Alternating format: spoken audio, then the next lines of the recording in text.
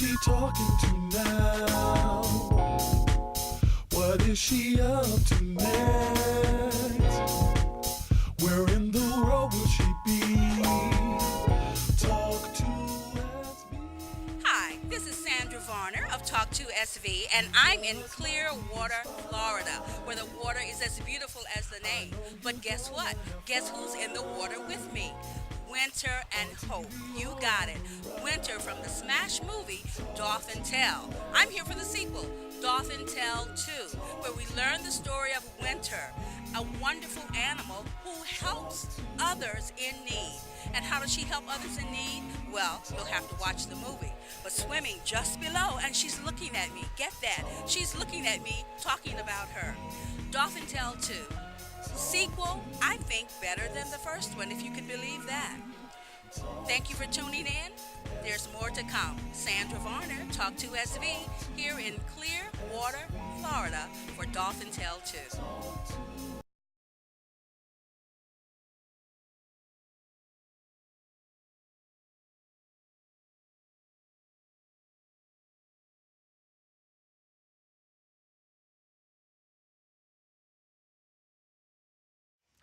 I describe this movie as a sexy criminal psychopath who seduces a sexy, lonely housewife. All right. From that, we get tension, temptation, and trouble in her once happy home. Wow. How do you describe it? I can't describe it any better. Yeah, how do I top that? You should sit over here. Let me interview you. How much effort did it take to wrap your head around the character? It didn't take a lot of effort. I identified with her as a mother. I identified with her where she is when you meet her in the beginning, after having 2 kids and, giving up her career to become a stay-at-home mom. And what happens to a woman after she has 2 babies, the postpartum depression, and all of that is very real. She gives up her career, she moves to the suburbs, and she's bored out of her mind because that's not who she is. So it takes her a minute to bounce back and find herself. And I think through this horrible ordeal that happens, that's where she blossoms again. The house factors principally in this as much as the characters who are engaged. I'm really curious about the dynamic of moving around in that huge house, defending yourself and your children against this mass killer. How physical was it for you? It was quite physical. I'd never done anything like this before, I don't think, in my career. I've shot big guns, I've done chases, I've hit a couple dudes over the head with bottles, but nothing quite to this extent. I mean, it was a lot of work, and I never knew what really went into those fight scenes. It's really choreographed. It's like a dance. One false move, and you could really hurt yourself. So, like the biggest fight scene in the movie, it took us 3 nights to film it. We had to break it up into sections, yeah. Talk about the sensibilities shared between you and Idris, because the dynamic is palpable on screen. Well, definitely we have chemistry. There's also a physical attraction. I mean, look at me and look at him. He's all right. But and I think that played well in the script because, again, there's no love interest here, but we danced with it. And so that attraction was just there, simmering underneath all of what we were saying. And I just think it really helped and drove those scenes. It made it more of a mental game than just watching these people talk, because they're saying words, but there's something totally deeper going on under those words. And what the words don't say, the eyes tell it all. The eyes have it. Absolutely. And I have big eyes, so.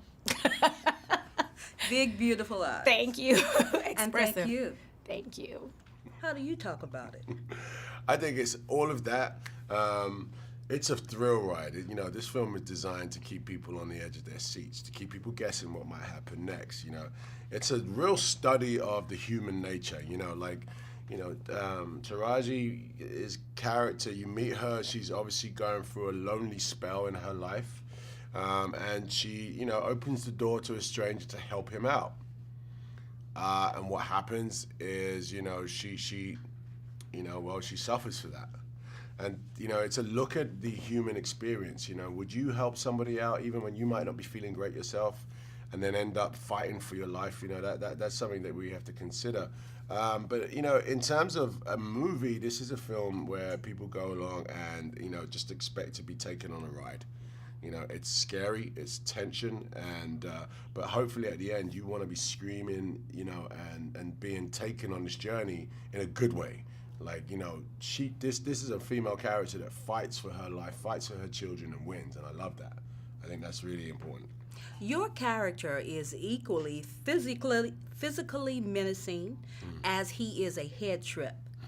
How much effort did it take for you to wrap your head around the character, Colin? You know, we spent a lot of time on the script prior to actually making this film. As producers, Taraji and I just looked at what was the elements of the film we liked, what elements of the character did we want to keep, expand, you know, deflate. And, you know, so I got a long time with Colin. I got a long time understanding what is going to make this into a character that I could play. You know, I wanted to challenge myself as an actor, but I also wanted to, you know, make a relatable character, you know, someone that, you know, my audience, you know, I hope you've seen a bunch of my films, and I hope that this was a surprise for you. Like, oh, whoa, I didn't expect it just to be that medicine. So that's something that we try to defend in this. There is yet another character with both you and Taraji, and I describe it as the eyes have it. There's a backstory in both of your eyes. What backstory do your eyes carry? I think with Colin, you know, lost love, lost, you know, maybe his love from his parents, love from his family. He just lost a lot of love. He's very insecure, and you know, even though he can look someone in the eye and give him all of that, he's scared. He's scared, you know. And I think there is a lot of rage in Colin as well that just sits simmering, you know, especially on that one day. You know, it just goes really bad for him. He is scared and he is scary. I just felt Colin was a sort of troubled and anxious man that just was on a mission of love. And for me, it's like a real sort of, you know, there's lots to play with when you've got a character like that. You know, his mind state, you know, the kind of person he is, there's just lots of room to sort of play something interesting. Colin has definitely been broken out of jail. He's gone to see his ex-girlfriend, and that's gone really bad. And then, you know, he's taken a lead from there and ended up at Terry's house, where he's continuing his mission. And again, it goes just terribly, it just goes bad and worse, and he just gets more and more deeper into this carnage. Terry is a bit of a surprise for him when he gets here, because he wasn't expecting that. Well, Taraji and I just really you know, met on the set and just went at it. You know, we both brought energy and, you know, performance skills, but we both brought passion to the roles. But, you know, the dialogue was definitely something that we just jumped into the scenes and did. We didn't really discuss, you know, rehearsals or anything like that, you know, because we don't know each other in the film, so we just decided not to, you know, talk too much about what was going on and just play it for real. And the physical stuff was really sort of like, you know, it's demanding, definitely on me and her, because, you know, there's a big fight between her and I, and lots of violence. She had that one human moment where she didn't listen to her instinct, and she decided to be the Good Samaritan, and she got herself in trouble, but she got out of it. And she fought her way through the end. It was never a moment where, you know, she was helpless. You know, her brain was always thinking of, how can I get out of this? That's when you know you pick the right actor, when you can walk away from the project and say, I don't know who else it could have been. Like, it had to be Idris. He is perfect. You've never seen him in this light. And because he's so charming, he's the bad guy you want to get away. Even when he's being evil and sadistic in this, something underneath that makes you feel kind of sorry for him. It's a nail biter, and it's good, and the movie looks good, and it feels good. All women should see it because it's girl power. And I think what people will walk away from this movie is really follow your gut instinct. Your gut instinct is your God voice. And Terry did everything right in this movie, but the one thing I would say she did wrong is she ignored her instinct. And a woman's instinct is a beast. You cannot ignore it.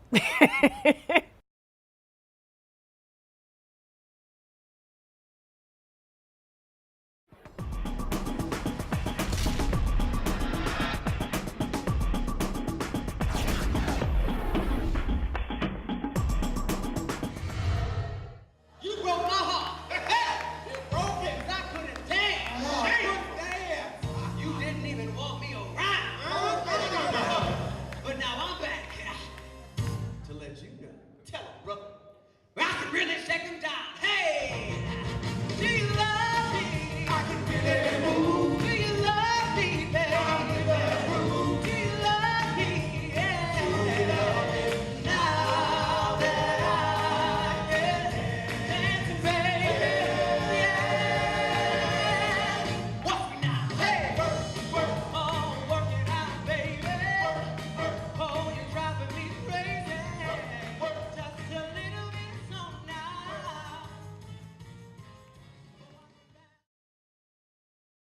Motown was about elegance, not just the music, it was a movement. And they trained people. They trained, when you were talking about the music now, it's not just about the music. It's about how the younger artists don't hold themselves in the way that the Motown artists did. They took classes, they had all these different things, how they learned how to speak and move and how to eat dinner, how to be, because they performed for the Queen, they performed for royalty. And so they were trained in all different ways, not just the singing. And I think that's something that's really missing with our young artists, because they do things instantly. They don't train, they don't have this background, and they don't respect that, you don't always wear pants hanging down on your knees, So I think it's important that I honor all the people that came before me. So part of that is how you look, how you act, how you present yourself. Was that something that you discussed in your conversation with Berry Gordy in preparing for Motown the Musical? It's something that I just knew. I mean, I grew up with Motown in my DNA. So you saw how extraordinary people were and they looked like people in my family. They looked like people that you went to school with, that you went to church with. So it was this kind of, and you dressed for church. So it was that thing, or you used to, but it was that thing that you had, that was your source of pride. Especially people, you may not have had a lot of money, you may not have had certain things, but you really took pride in how you looked, how you presented yourself. And I think still we must do that, we must instill that. I think that bespeaks of who we were, who we long to be, and who we hopefully will return to be. And saying that you are a very special person. When we were talking earlier, you shied away from the accolades that I wanted to heap upon you. But I think I would be doing the audience a disservice if I did not allow you to tell us who you are and just highlights of your collective body. That's impossible. Okay, I'm a colored boy from South Carolina. That's how I describe it. Colored, because I was colored then when I grew up. Yeah. And the thing about Berry Gordy is that when I was a child, I was fascinated by him. I mean, I wanted to be Michael Jackson, of course. My voice changed, then I wanted to be Jermaine. But the idea of this man who owned his own company was something extraordinary to me, and I emulated that. And because of that, he gave me permission to walk through doors that were closed. And I think that's the thing that we must give our children, is that permission. My family had a funeral home business that just turned 100 this year. Yes, bougie, okay, but but that business, I was taught this, I was given permission from my family, the gift of possibility, and too many of our children don't have that. So how do we do it? How do we let them see that they can be and do anything? And that's what I really, truly learned from Mr. Gordy. And I realized working on this show that my entire career has prepared me to do this musical, because I've been a performer. I was in the original Dreamgirls on Broadway 3,000 years ago. and worked literally. Felicia Rashad was my partner in the second act, and Vanessa Bell Calloway was my partner in the first act, and Loretta Devine, and all these people, these artists that we know now, they're my family. Theater has that thing, that family. Motown was a family, still is a family. And I think the work that I've done all through the years, I've done many shows in the Bay Area, ACT, Lorraine Hansberry Theater, Campo Santo, about to do a new show with them. It's very important to me that I do work that's all over the place. It's not just in the Orpheum Theater. At the same time, I'll do a show in a theater that has 50 seats. It's like, where do I take this journey? Where do I take a message? Where do I do the work that I believe in? I've turned down a lot of things I didn't want to do because I didn't like how we were portrayed. I didn't like the typical image of us. And I think always it's been about, how do I raise the bar? How do I change what we do? I did a show on Showtime that I produced and wrote called Links many years ago. And just completely ahead of its time. They didn't know what to do with us and the people in that and the artists that came through that kind of work is what I love doing in film, in television. I've been very blessed that I work in all mediums, and I've gotten to work with some of the greatest people in the business who've mentored me and again opened that door and allowed me to now do it. And I think the thing that is the most important is that I give back, that I am able to open the door for someone else. I always say I want to be the person that changes the world. And if I don't change the world, maybe I'll affect the person that changes the world. So you have to dream big.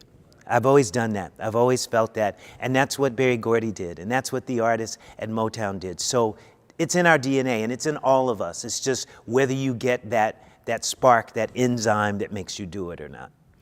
Motown the Musical is an affecting show, if it is anything, filled with nostalgia, music, romance, and a youthful zeal. What do you see in the eyes of these young performers night after night when they go on stage?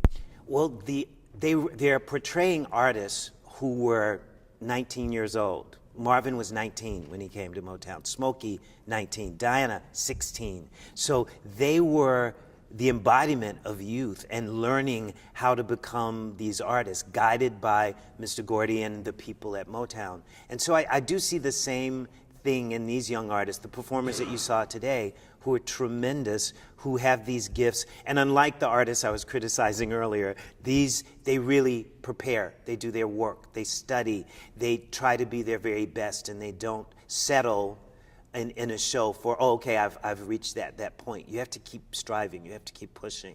And the artists in our show, because now we have a show in New York on Broadway and the Chicago company, and that company is coming here. And all of these performers are amazing. And with these two companies and with the team you saw today, there are 80 performers that I'm employing right now, which is it's astonishing to me when I think about that the chances that I'm giving these young people the same chance that I had so many years ago.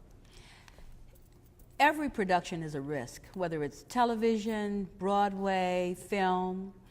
But once you get past the risk and you feel the success and you know you have a hit on your hand, how does it change the course of the production? Money.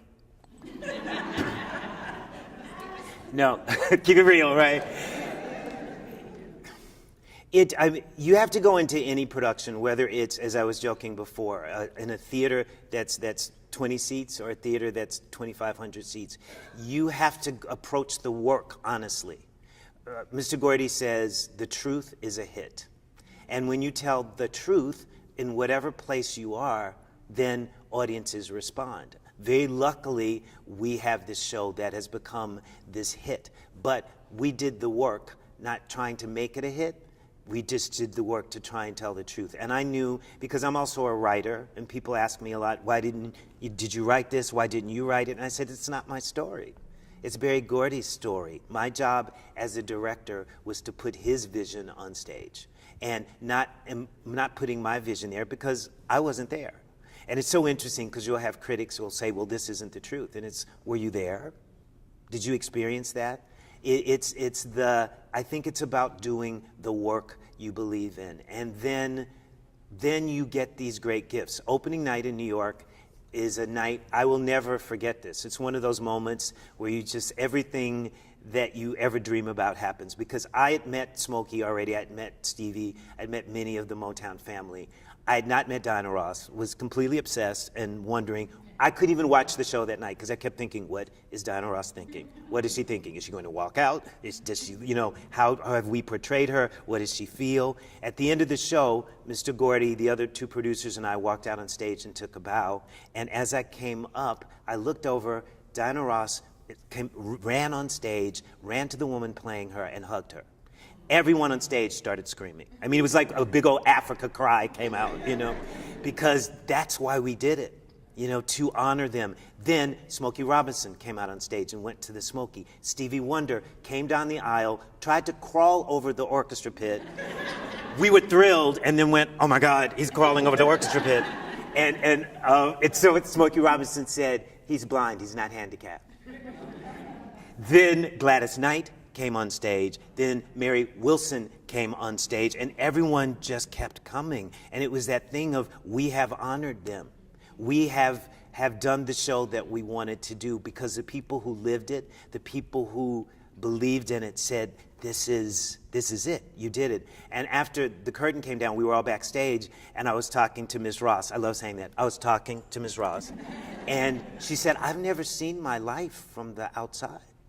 And she said, to see this, and then she came back again, because she said, I cried through the whole first time. I needed to come back and see the show again. And just recently, when we opened in Chicago, she was literally performing across the street in another theater. So I left my show because I had to go see her. So I left that, went to see her, and she sang several of the Supreme songs. And then she said, I love singing these songs, but if you want the real story, go across the street and see Motown the musical. Then a few days later, Gladys Knight was performing there with the Temptations. Same thing, go across the street, see Motown. So it's this family that continues. Mr. Gordy said to me at one point too, you will forever be part of Motown.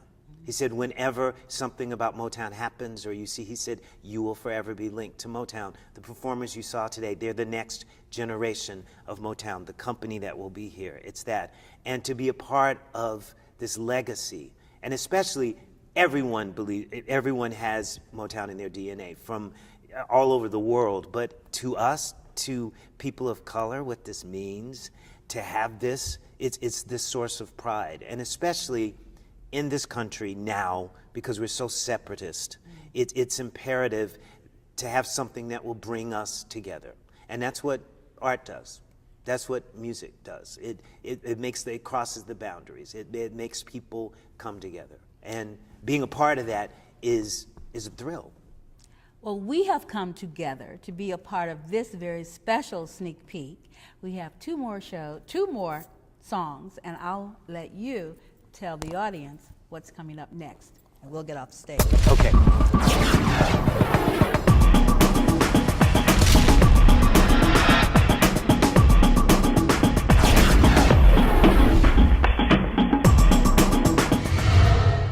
You broke my heart. It broke it. I couldn't dance. Damn. You didn't even want me around. But now I'm back to let you know. Tell him, brother. I can really shake him down. Hey, do you love me? I can really move. Do you love me, baby? Do you love me? Yeah. Do you love me? Now that I can dance, baby. Yeah. Watch me now. Hey, work, oh, work it out, baby. Oh, you're driving me crazy. Just a little bit now.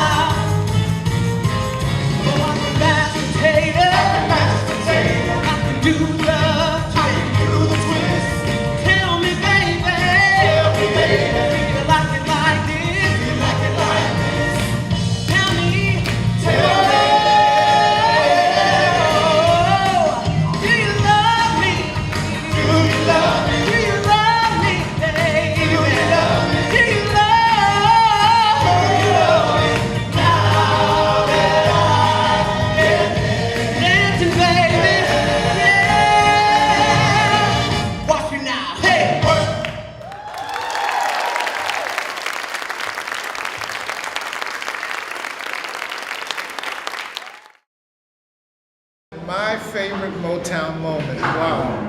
I'm a Baltimorean, native Baltimorean, and Motown Review used to travel around the country and perform at various venues that African Americans could attend.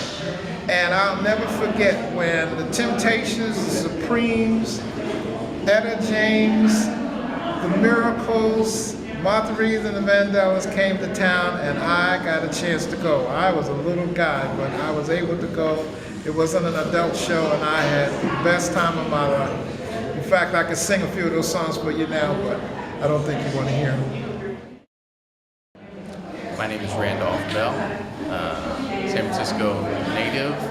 I don't know if I have a favorite Motown moment, but really the Motown is the music of my people and my generation. It's the one just before me and then moving on. So, you know, I'd have to say Jackson 5 would be, you know, kind of right in my sweet spot in terms of the Motown sound.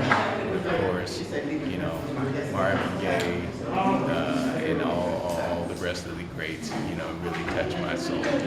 So, that's it. My favorite Motown memory is Aretha Franklin's song, Until You Come Back to Me. I remember in 1972, I was taking my high school sweetheart to the airport. He joined the Navy, and after he got out of the car at the airport, as soon as he turned his back and started walking away, that song started playing. Until you come back to me, that's what I'm gonna do. Cry. My name is Dee Johnson, and my favorite Motown singer is Marvin Gaye. And my favorite song is What's Going On, because when that came out, there was a whole lot of stuff going on. I love that song. I love him. Miss him dearly. Thank you so much.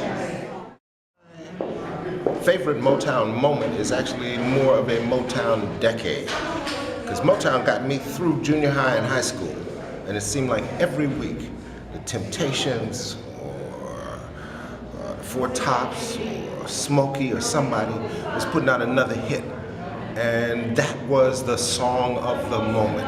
You learned it as quickly as possible, you sang it, you heard it at parties. Motown just was part of my growing up. Motown is the soundtrack of my life. Every time I would get ready to go out for a party, we had records, right? You know, the spindles and that. We would put on a record and go down in the basement and get warmed up for the party, and the soundtrack was always Motown. So I'm so grateful that I actually get to see it come to life on the stage. Motown, the soundtrack of my life. And my favorite Motown moment was definitely when the Jackson 5 came on the scene.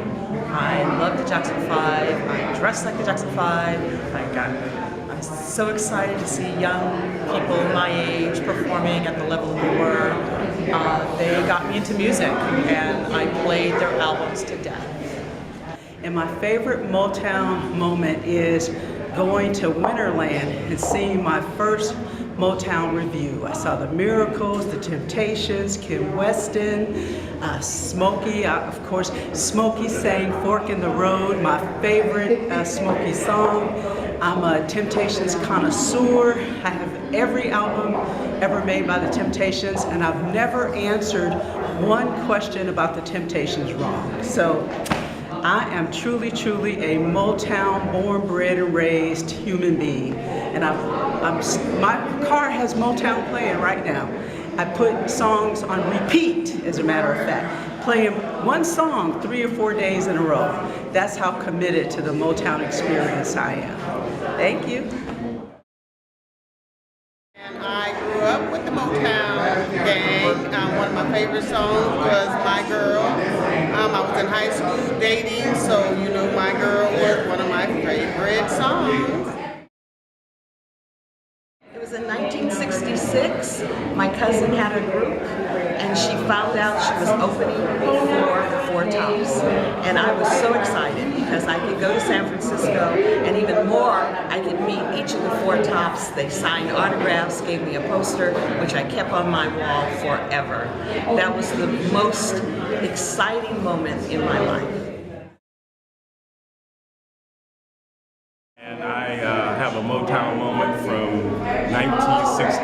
I was in the 9th grade at Havens Court Junior High.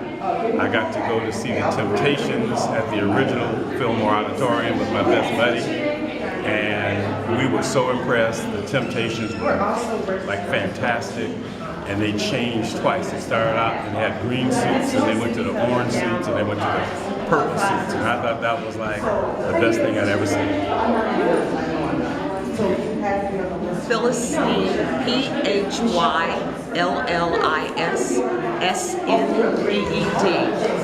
My Motown moment, we were social economically not able to buy tickets to see them, so we did our own mimic shows all the time with my cousins. We played the Temptations, the Shirelles, we did it all. We knew all the words. Motown was, and still is, such a part of my life, and even my children took all our Motown records and our turntable, and then now another generation of Motown listeners. Favorite Motown moment was when Marvin Gaye did What's Going On. That's the first thing I remember about Motown.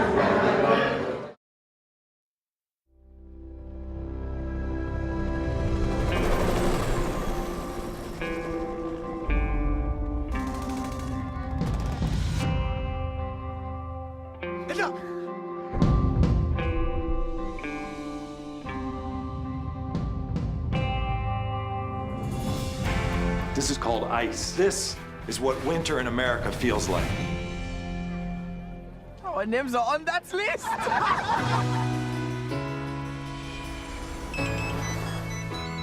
Yes, hello, this is Carrie. Pick up who? I'm just supposed to help them find jobs. You must be the guys from Somalia, Senegal, Sudan. Did your luggage come down the chute? Great. Where is your husband? No, I'm not married. I provide for myself. Your survival skills are very impressive. Thanks. I'll call you tomorrow morning and we'll start the job hunt. I need your help. Are there any dangerous animals in this area? Such as? Lions. No, there's no lions here. You're safe. What's their story, anyway? I'm not sure. They seem pretty traumatized. Made my way to the borderline. I had 34 brothers and sisters, and they all died but one. And she need to be here with us. You don't have an appointment. Who do I have to screw around here to see an immigration supervisor? Me. Thanks, Cupcake. That's gonna be a problem. All flights from the Kakuma refugee camp have been stopped. Since 9/11, the program here is stopped indefinitely. She's a child refugee of war. You sure you're ready to take this on? Definitely.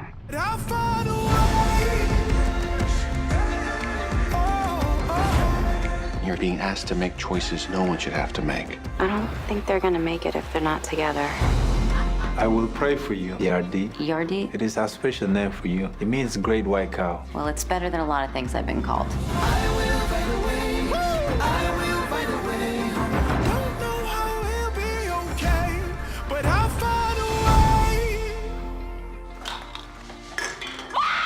Holy crap! You can't just break into somebody's house! There is a reason you do not have a husband. Okay, thank you so much.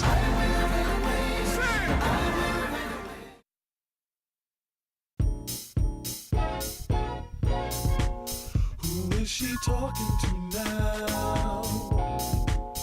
What is she up to now?